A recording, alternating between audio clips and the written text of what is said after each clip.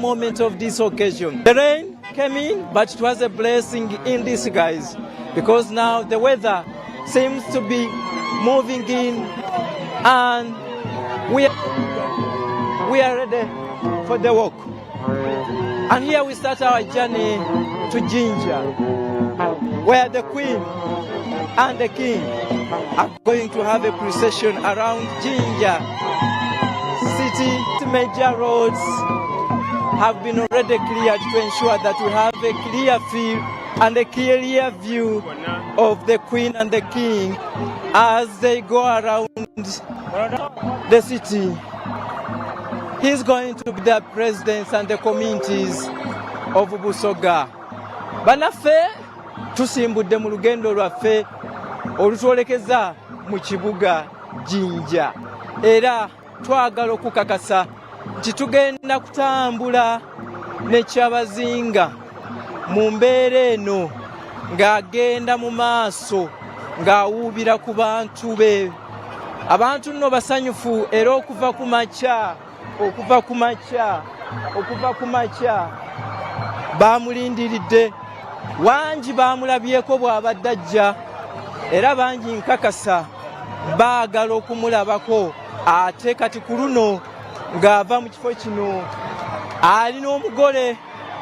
Katumale okweteekateeka wano, enteekateeka tennaba kubeera nnungi, wakyaliwo akavuyo kangi mu ngeri gye tugenda okuba nga tutambulamu, naye nga bw'olengera emabega wange tusimbudde olugendo olututwala mu kibuga eky'Ejjinja.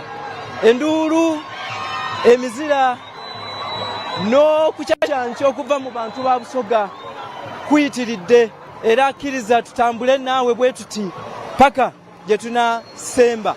Nja kusaba ojja kubanga otugoberera butereevu ffe nga bwe tutambula. Amazima gali nti luno lunaku lwa byafaayo, lunaku lwa kitiibwa nnyo okulaba nti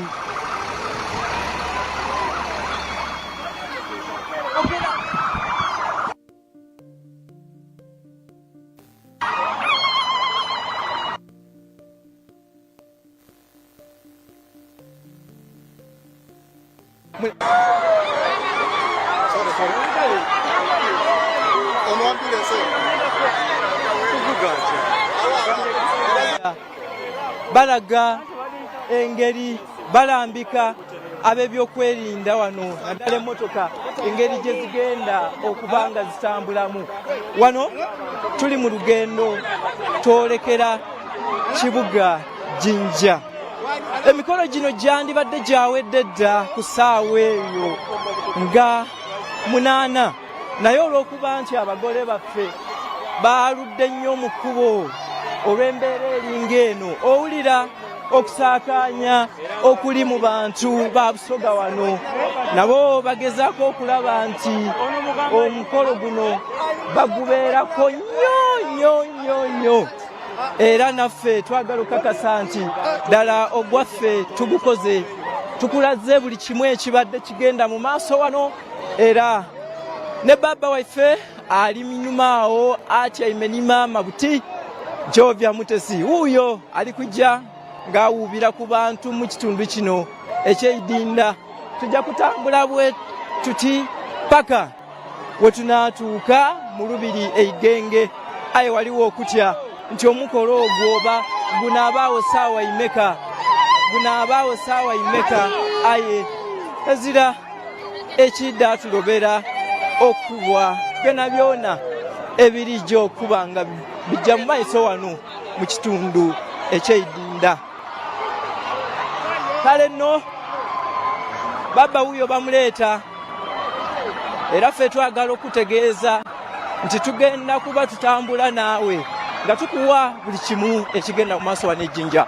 Well, this is now our journey from Bugembe Cathedral now to the city center of Jinja, where the KYABAZINGA and the Queen are coming in that joint vehicle. They are going to be waving to the communities, probably the subjects of more than, we have been told, more than 1 million people have gathered in different parts of Jinja district to be part of this memorable event where no one wants to lose any moment of this event. So this is how we are going to move. You can hear the celebrations as the Queen leaves Bugembe and as we head to the town. The security is also trying to ensure that they control the people so that no one interrupts this convoy. And as you can hear, this is the communities of Bugembe who are coming in here. They have been here since morning and nothing is stopping them from being where they are. And therefore, we want to give you an assurance that indeed the people of Busoga are very, very much happy. If we can give you the clear picture of what is happening here. This is Kampala Jinja Bujiri Highway, but as of now there is no traffic coming from the other sides of. Then I won't know tugenda kuba nga tutambula naawe mu mbeera eno nga tukulaga buli kimu ekigenda mu maaso. We want rightly to confirm that this is making. It has never been there. If probably it was there, it happened 60 years and above ago. Then, in this century of 2023, that is the KYABAZINGA coming there with the newly wedded Queen Jovia Mutesi. And here we are heading to the city center of Jinja. The Queen and the King are going to be waving. They are going to be waving to the communities of Jinja district. Then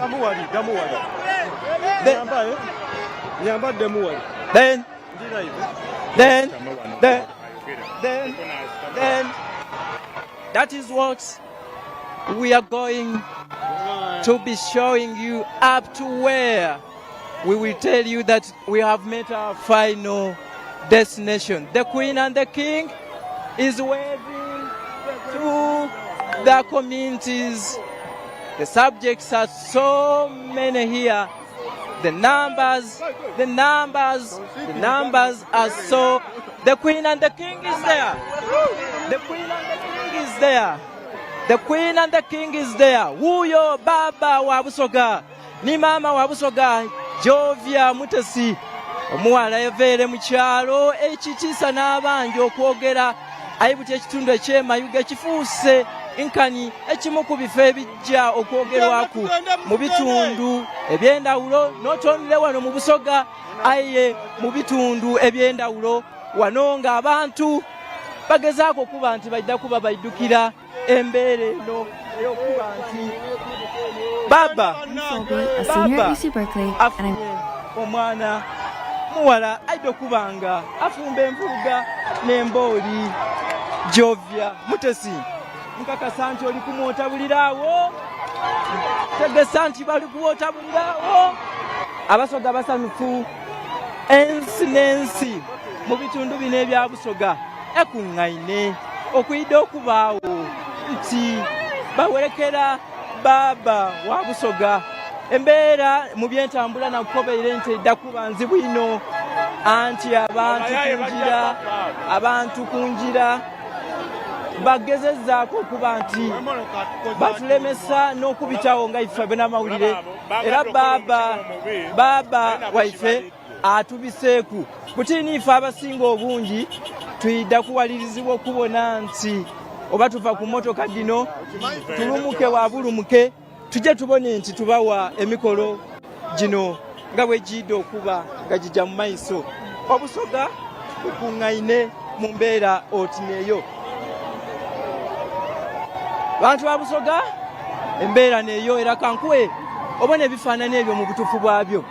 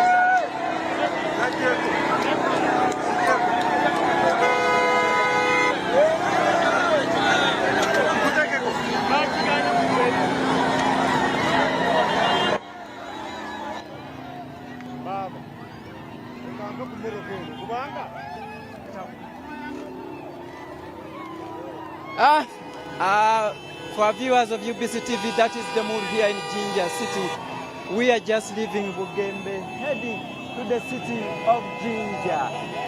It is a bit very entertaining, but very tricky for us as the media, because the way we are operating is also not very comfortable. The influx of the subjects of Usoga, there are so many big numbers. It has also disorganized the arrangement of security.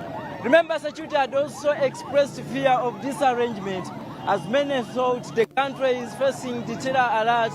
They couldn't handle this magnitude of people, but they are remaining with no choice and option. They must give the people of Busoga an opportunity to congregate in this way, to celebrate with their king, because this happens once in a decade, and it is happening once in almost 60 years. So security is also trying to do its best to ensure that they can at least secure not only the safety of the dignitaries, especially for the queen and the king, but also the hundreds, the thousands of this Basoga who are escorting the queen and the king to Jinja City. He will move under this same arrangement around the city up to Igenge. And I want to confirm that with the vigorous and with the passion and love the people of Busoga have over their queen and king, they will move under this arrangement with him wherever he will go until he will make it to the last destination, which is Igenge Palace, a few meters away from here. But I want to tell you, we might take hours to get there. We understand even the senior presidential advisor on special operations, General Muhoozi Kainerugaba, who is supposed to be among the reception guests at Igenge, is just landing in Jinja City, and probably we'll catch up with him later on in the day. Look at that. The roads are automatically filled. Well, for those who are watching us via UBC and Star TV, this is what we have always promised, that indeed the day will come, and it is here. The wedding is done. Now it is a procession in Jinja City.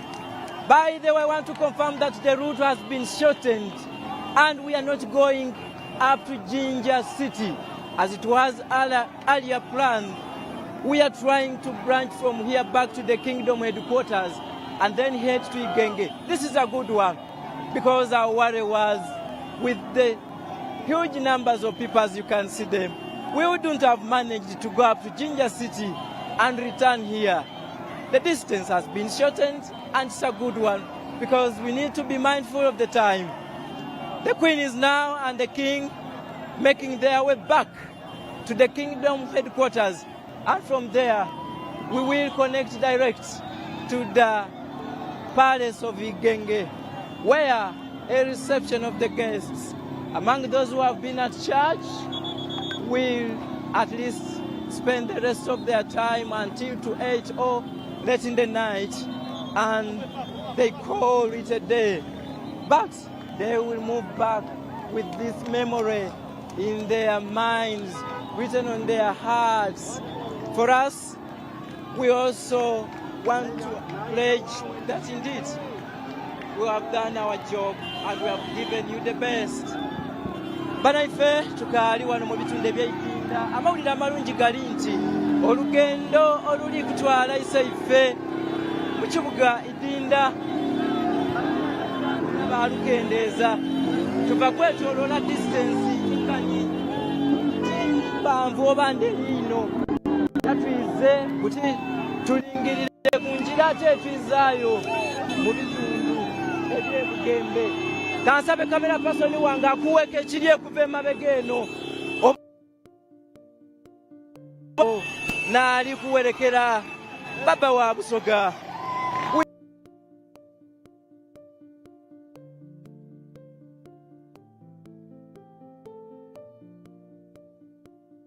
Abantu abo ezira kyamaanyi kyosobola akola okubalobera okuwerekera baba wa Busoga William Gabula Nadiope. Look at that love. Look at that love. And the good thing, they are all youth. This is a testimony that the kingdom has a bright future ahead. That these are the people who will sit in, who will be there and defend the kingdom wherever it is needed. They will contribute to the growth of this kingdom, both physically, economically. They will supplement the efforts of the KYABAZINGA in as far as keeping this royal king of Busoga and the queen now into a good shape and support them wherever there is need in a matter or one or two. So we will keep moving under this arrangement. We will keep on giving you different views of what is happening here in Jinja City. It is a public holiday, of course. For those who have followed all these proceedings, I want to confirm to you that indeed you have gotten the best, as we have been telling you that this is going to be the event of the century. And in Uganda, this is the event we will all live to remember, that it happened when we were alive. Some of us were part and parcel to it. And we are writing the history of Busoga with all that on your screens. People are still moving in huge numbers. Police is trying to control the huge numbers of people. But we want to tell you that these people will escort us exactly up to the palace. Borders are in there. People are running. People are walking. People are moving. The young and the old, they are all saying, we can't stay behind and miss these moments. It signifies the significance and the need to strengthen our cultural institutions. If there is any region or any cultural institute which doesn't, as of today, realize the potential it is holding, then they need to go on the drawing board table and clear the few gaps in their arrangement and ensure that they build a kingdom which the subjects like these ones of Busoga will be proud of, because there is nothing big about this event other than the wedding. But it shows how the people have much hope and belief in the kingdom. They are there, they are ready to support in any way the kingdom needs them. Security, we shall have to say thank you, because we want to pray that at the end of the day, these thousands of people will also go back safe and they have a story to tell, especially to those of their close friends and relatives who chose to watch these events via UBC and Star TV and probably on all our radio stations. And I think this discussion and this talk will not only go on for today or tomorrow. It is a story which will be told by these younger children. Listen in there.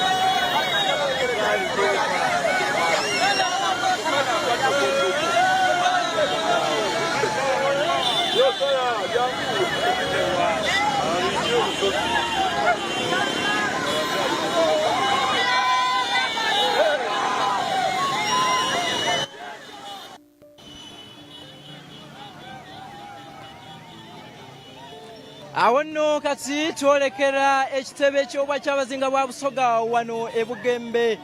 Naye tunuulira omuntu ava wansi eri. Amazima tetumanyi kinaabeera ku lubiri, naye bano abantu bamaliridde bajja kuwerekera taata wa Busoga ne maama wa Busoga okumutuusa yonna gy'alaga.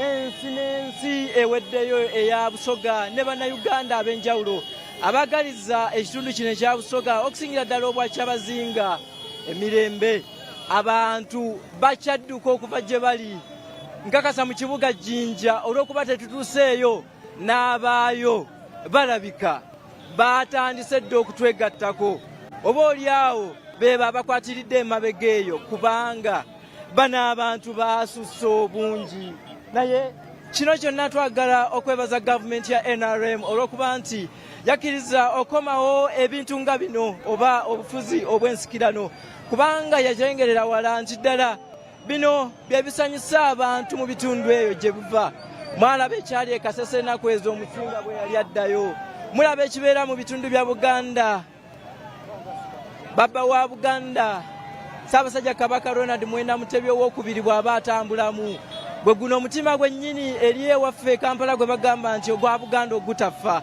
n'abasoga basazeewo baakoba nti twidde abalagira ku bwereere anti buliddo ne buliddo mukoba nti ife oba oliawo titwendeza bwa Kyabazinga bwaife birungi aye bakulagire ku nti mu motoka awo oyo ni Katwikiro wa Busoga gw'oliibona Dr. Joseph Muvawala enkakasa nti yeena eisanu limwidwire kuba kyaliibona takibonangaku mwabwe n'obwire bwe twabaire twogeraku naye yatukobye nti yeena aidda kutyama wansi afune kalaamu n'olupapula awandiika ebyafaayo bino abite Kyabazinga wuuyo ali mu motoka awo mu maiso ali kubita wane Bugembe ali kujja ali kugolola wuuyo ajiire baba wa Busoga ali ni mama gwe tuyinza butyokoba nti wana ku diido ntono edo oba saawa busaawa ntono.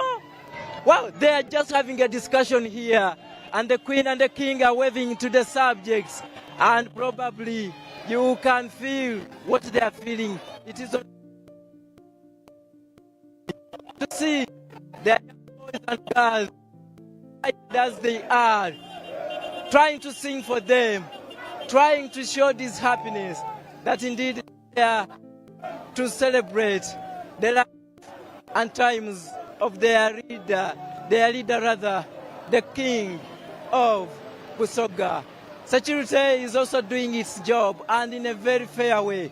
We want to acknowledge that there have so far not been any serious incidents reported over this procession, but security is trying to only do the guiding part of it so that everyone gets a comfortable way of view of this procession. Now we are heading to the Genge Palace.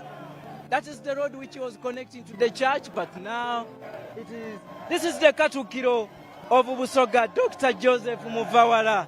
Very excited, very happy about this particular incident because it has happened under his watch as the Prime Minister of this kingdom. A kingdom which is lagging behind in so many things. But good news is the kingdom is rich. So many tourist attractions within Busoga. Then with this young population, I want to tell you, you can count on them. That indeed, if you organize them, show them the better strategy, give them the better and good qualities and skills, equip them with whatever is needed. These people within just a few years, they can transform Busoga to yet another thing, which many will come to celebrate. And we have no hesitation that government and the KYABAZINGA wa Busoga are working towards that to ensure that they uplift the well-beings of the communities of Abasoga. Butini banaife twenda kubebaza ino timubaire nifo okuva lwe twatandise emikolo dino ne mu biseera ebyo tubaire tubatuusaako amawulire mubaire mutubona bulungi era mwasiima bangi bwe tubise wano mu idinda babaire batuwa ekigalo nti abannaife mwebale ino era ffena twenda kubakuba nti emikolo ni gino gyene gye tuyidde nga tubategeeza kuva ku nkye we tutandiikire twaba ku kyaki twaleeta maama twaleeta baaba twabalaga nga bali kubagayita era obubaka obwa ali kwebembera ekkanisa ya Uganda wanenkulu mu Uganda kitaife omulabirizi oba saabalabirizi Stephen Samuel Kazimba Mugalu mubuulire asabye baba n'abo benna bona abali muyambaku mu kwebembera obusoga nti bafube ino kubona nti obulala obwoleseibwa mu ngeri oti neeno kuba kino kyoli kubona kyeraga lwatu nti obusoga bukuŋŋaine obusoga buyidye okuba walala. So saabalabirizi w'ekkanisa ya Uganda asabye baba ni maama buti n'abakulembeze abalala ng'abakatwikiro bafuba okubona nti wekiba kisobozese obusoga okuyiyira walala mu mbeera oti neeno bongera okutambulira walala babone nti n'ebyenkulaakulana ebyokusomesa abaana okuyidandaba abantu n'obakubiriza nti babe bayondo. Baba emabega kawaidye ng'atutegeeza nti ali kwenda kwebembera obusoga amaka agasinga obungi ebitundu 8 ku buli 100 nga balina emmere gye basobola okuliisa abaana kuba bw'olingirira emyaka gy'abavubuka abali wano gikuwa ekyokusomooza n'okwega kinene nti bw'otateekateekera ekitundu kino mu biseera oti ni bino mu maiso eyo bano bayinza okufuuka ekizibu eri ti kitundu kino ekya busoga kyonka wabula n'eiwanga Uganda oba oliawo n'ebitundu ebitutwetooloire. Muli kubona gavumenti ya NRM eri kulwana ino okubona nti etereza emirembe mu kitundu ekya DRC n'amawanga gona agatutwetooloire wano tilwakuba nti abaayo tibasobola aye bayinza okuba nti mu ngeri emu oba ndala baagayaala okubona nti abavubuka mu biseera ebyo bye baali balina okubalambika n'okubateekateeka tibaakola gwayibwe. N'olw'ensonga eyo n'ekintu okuba nga kyajja kyayonooneka kuba nze niiwe tuddi nti abavubuka bano babulabe inno eri ensi yonna. The world is living as a global country or home. But if you don't reorganize this younger generation, I want to give you a benefit of doubt that in the nearby future, count it on me, you will come to realize that the truth was we never played our role as leaders. So this gives a very, very good insight and a beginning point to the leaders who are watching us today via UBC and our sister agencies and even listening to us, that we need to plan for this youth because they are determined. If they decide to do anything, they can do it. Let me give you an example. Security have tried to block them since morning, but they have overpowered them. I mean, they are determined to rise up and be counted on whatever cause they want to stand on. So, our leaders, this is a responsibility to you. Come in at a very early stage and give your guidance, a good one, and redirect this youth. Because at the end of the day, ask yourself, when they leave this procession, where are most of them heading? They are the ones moving around the streets of Jinja, Bugiri, Iganga, Mayuge, Kamuli, Namutumba, like Kaliro. Mention them. They are the youth who are jobless after here. So, the commitment they have is they have someone they believe in. If you empower this someone they believe in, someone whom if he speaks or she, they will listen, then you need to work closely with that person to ensure that he or she can tame them and guide them on what to do. So, this is our journey to remind you we're heading to Igenge Palace, where the Queen and the King, who are just a few meters away from us, we are just moving behind them. And they are going to be hosting their guests for reception after a very wonderful and short, probably. We started late the wedding, but it was on time. It is a service which lasted for almost only 2.5 hours. And here we are. As security had told us yesterday that at the reception we expect to be there up to 8 and we call it off. Then we allow people to leave to where they came from and they also go rest, because I believe it has not only been a tedious day for us, the media, but look at the security. They have moved, they have ran, they have, they've done everything to ensure that maximum security. We all know a few weeks ago when the country was gearing up for the Nyege Nyege festival, which was also in the eastern parts of the country. These are some of the events the UK and American government issued a red flag that we were likely to be attacked as a country in that line of counter-terrorism. So the security needs a thumb, to give them a thumb that indeed, as of today, Nyege Nyege went on successfully without any serious interruption. There was no security threat. Not only that they were not there, but our security agencies worked night and day to contain the situation. And they gave us a very peaceful event. And from there, we had to come and be part of this procession. And the events as of today, they're still peaceful, they're still successful. This is the Katikiro Joseph Muvawala, the man who writes the history. We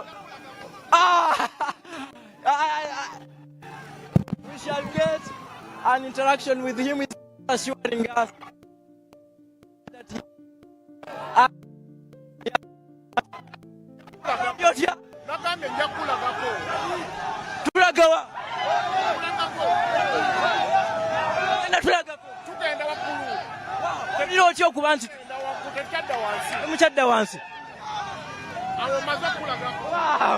Uyo Joseph Muvawala twabadde naye obudde obw'ekiro n'atukakasa nti enteekateeka zijja kgenda mu maaso nga bwe baateeseteese, era wuuyo abadde awaga agamba nti kyawedde dda mu njogera y'ennaku zino. Kati nno naffe twabawadde obweyamu nti tujja kukola ogwaffe, era nkakasa munaasonyiwa amaloboozi bwe ganaaba gatataaganyiziddwamu kaawo, kubanga amazima olunaku terubadde lwangu. Naye guno gwe gwaffe gwe twasaba nga tweyagalidde. Tewajja kuba nsonga lwaki tufuna ate ekyokwekwasa nti oba oliawo ate gwe omulabi gwe twakakasizza n'abadde n'ekinyegenyege ekijja ejjinja oba ebugembe n'asigala ewaka ate ng'atwesize. Olwo ne tutandika okugamba nti ate ffe naffe tutuuse ne tukivaamu.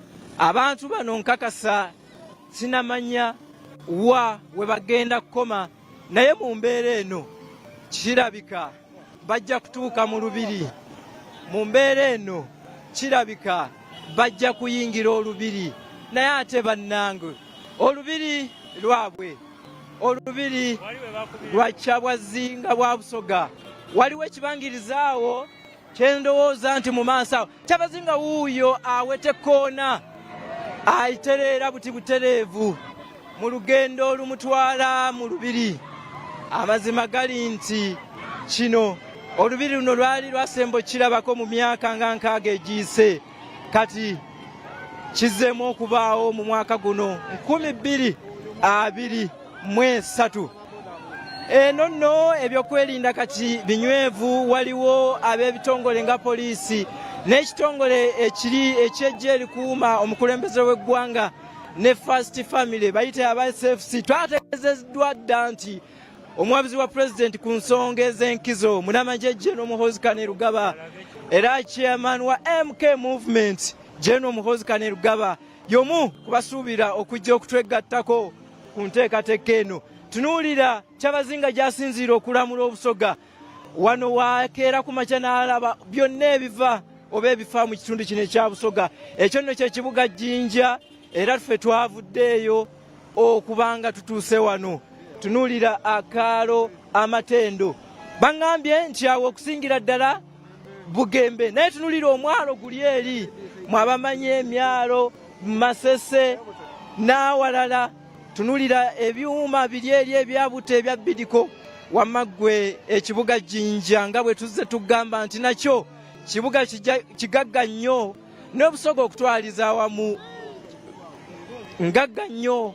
Naye ng'ekikyasigalidde be bano ba Dr. Joseph Muvawala okulaba butya bwe bayingiza abantu ba bulijjo mu omukulembeze eggwanga kyatera okuyita the money economy. So this is our journey now to Igenge Palace, and security is trying to contain the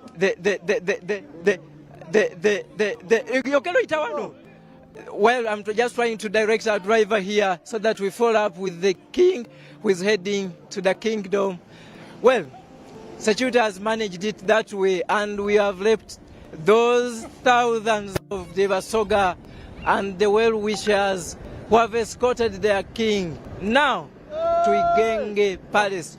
We told you earlier, access to Igenge Palace is only subject to accreditation and invitation card for those numbers which we were told is not exceeding 2,000 VVIPs, and the rest of the Basoga will witness whatever will be happening from here, from their screens and their radio stations.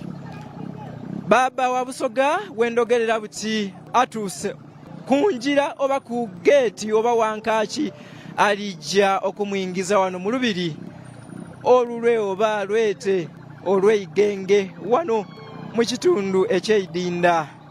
Abaana ab'amasomero, aba scouti n'abantu abatonotono obweyira abalindiriire wano maama ni baba bona baviireyo okubona nti bamuwerekera n'okumusangalira, okubona nti bamutuusa mu lubiri olw'Ejjinja. Fenno twagala okutegeeza nti ogwaffe tugukoze era tetujja kuba na kyakwekwasa kyonna. Mu mbeera yonna tukoze ogwaffe era KYABAZINGA uno ayingira wano Igenge ku lubiri okubona nti ayidde okusembeza abagenyi be ekiidulo eky'endawulo. Abagenyi bwe banaamala okulya bayidda mu mbeera eyo bonaboona okusimbula bayitiko yonna yonna eyo gye baviire. Walina wayita kubaawo okwogera kutono okuva mu bagenyi ab'ebendawulo. Banaamala okwogera nsuubira nti ni baba wano weene wayita okwogereraku. The king and the queen are officially making their way into the palace, and this is a very memorable moment, especially to the king, who has been coming here as an individual, but now this time round the queen is driving in here with someone special, and that is the Queen Jovia Mutesi. I mean, it is history which has been written today. This kingdom and palace, as you all remember, the Obote and the Amin governments tried to pull them down, but it has been the effort of the NRM government to ensure that they have refurbished it up to this level where we are now seeing it looking very magnificent and beautiful as it is. But the kingdom, and as the subjects have always been saying, that the beautiful palace has been lacking someone special, and that someone special is now just making her way here, and that is the queen, who is going to be carrying on the duties of the mother of Busoga, and probably to support the queen and the king in ensuring that these thousands of Basoga you have seen around Jinja, they will tap into the vast opportunities and experience. As we all know, the queen is very educated. He is coming from a family which has loved God up to the top, and he is likely going to be the kind of success in this kingdom. We all know the man always seeks most times advice and assistance from the women, and the queen is here to begin from that note. Banaife butini tutuuse wano Igenge, era nga baba wuyo ali kutuuka ni mama oweyira Obusoga ge bulindiriire. Kino kiseera kyamasanu, twenda okwebaza mwena mwena ababeniife gye tutandikiire, era twenda okubakoba nti baba wuuyo awo munvona ali ne maama Jovia Mutesi. Nkakasa nti olunaku luno lwe babaire balingiriraku, bwe baire balowoozaku, era basangaavu ino nti n'Obusoga bwidye mu bungi nga bwe mubwaine okubaawo ku mbaga yaibwe eno Fena twenda kukubera nti kino kituwayira omukisa nga ife abazaalibwa ku mulembe oti ni guno emyaka tulina mimpi wayinza okubulayo omulimu omulala oba omukisa omulala okubona ku kino kye tulibona olwaleero. The Queen and the King are now leaving their chairs, they're sloping down. That is William Gabulana Diop, the fourth, the King of Busoga Kingdom, with the newly wedded Queen of Busoga, and that is Jovia Mutes. They will be ushered into a private arrangement here, and for us as media, we will keep a distance, but we will later return with you from the reception, which we understand is going to last not for so long. The Queen and the King are making their way into the royal regalia here at Igenge Palace. We want for now to first hold it here, unless if my camera person can just give you a sample of the arrangement of the reception venue here, where we are now going to witness the last lap of these events.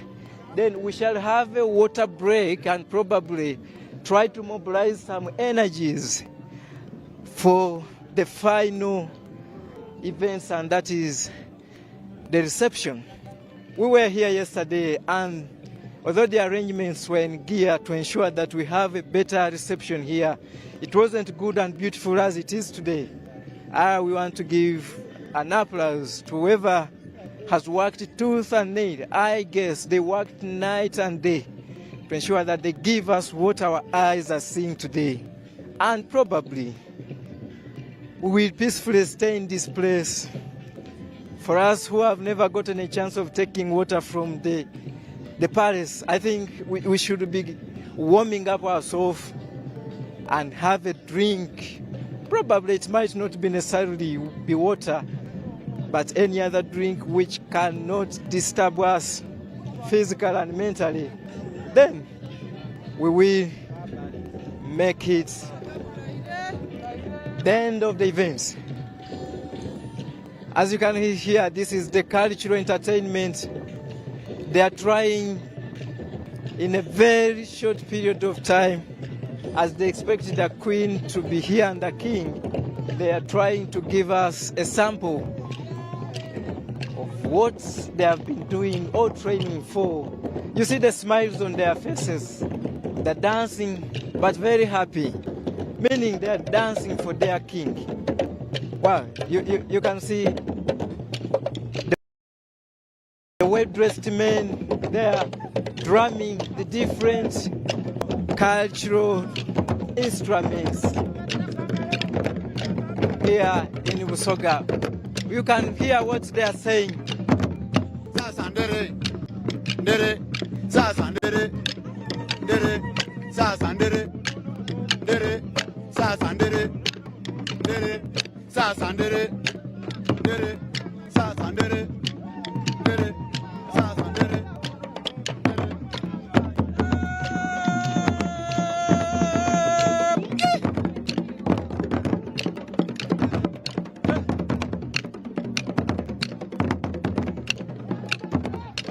Yambere ali ku UBC TV nyumirwa tetwayogedde dda.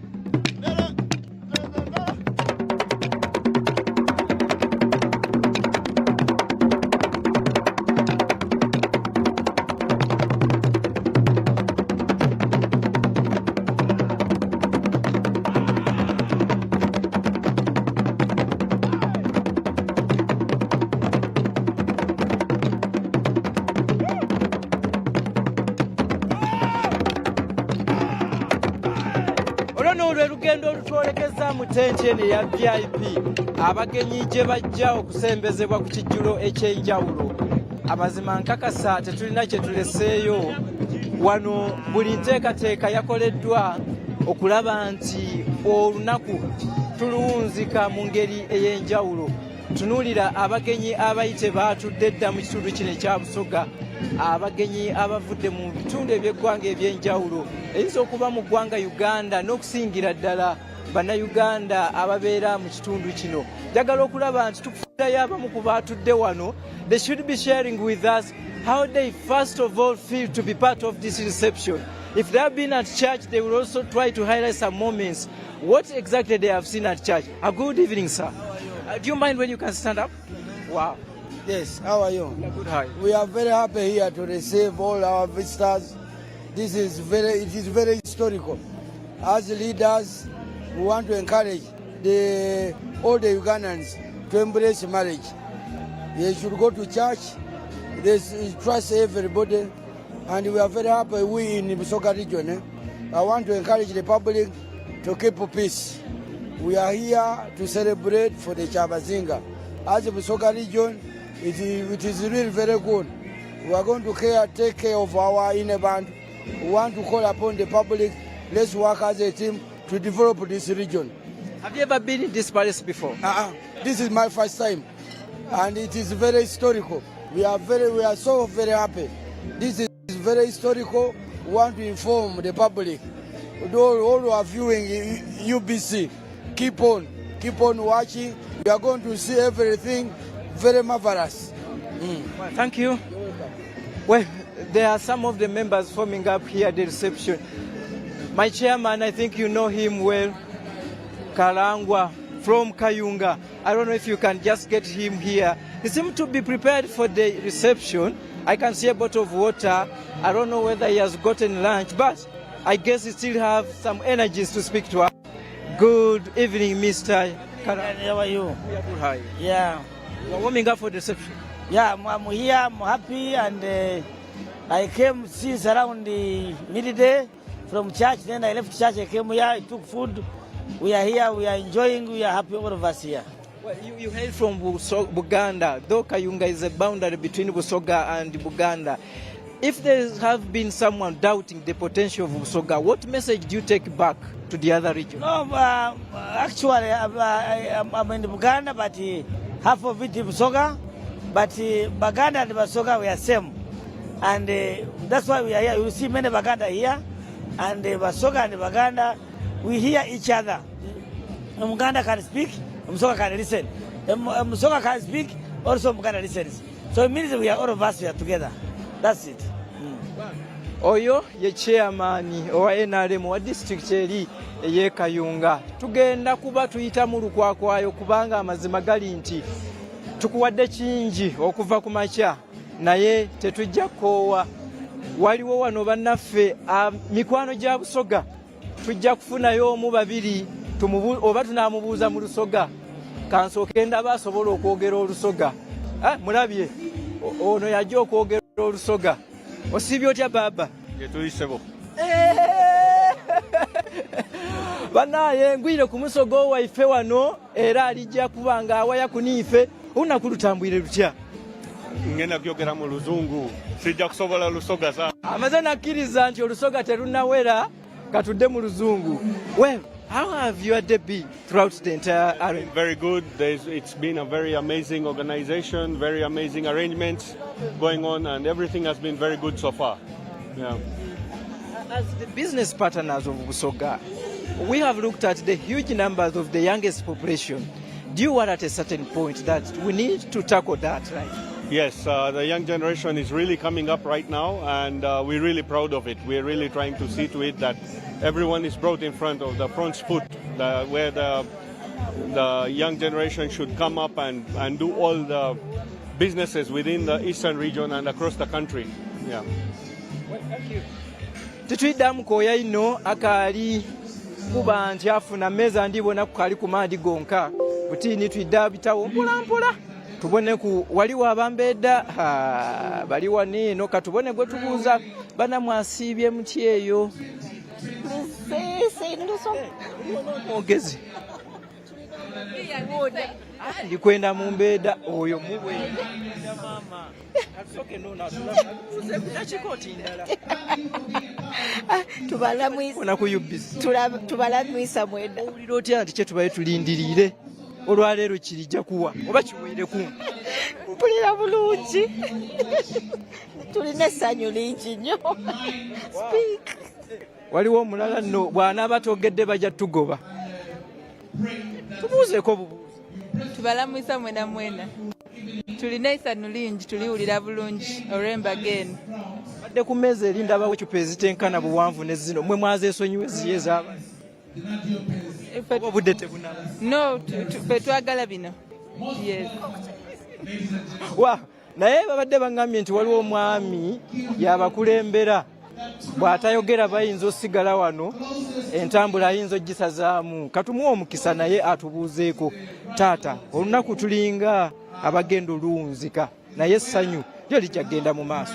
Eisano tulina lingi ng'abasoga olwa isaife KYABAZINGA okufuna maama waife. Tuli basanufu n'ensonga lwaki obwene bamaama bano basanufu olw'okuba nti isaife KYABAZINGA atuleetaire maama buti obusoga bujja kulaala twongere bwakulaakulana nikyonka kye tulinze. Well, this is the setting of the reception we have been telling you about, and very many VVIPs, invited guests, the friends, the well-wishers of Busoga are coming here to be part of this event. When the KYABAZINGA and the newly wedded queen, they will make their way here. For benefit of that, we want to give you an assurance that we will keep in this place, although we will, a few minutes from now, hand back to the broadcast house for some refreshment break, but we will keep here for the most of the day until when we shall have to tell you that the dinner or the reception is done and the guests will leave this place at leisure. Probably for those who will choose to stay here, I think the queen and the king will not chase them away, but automatically we have brought the queen in this palace. For those who have been here several times, they have been asking, when is the queen coming in? And today, the 18th of November 2023, it has happened. And let's go for a short commercial break. We will return later on for the details of this reception.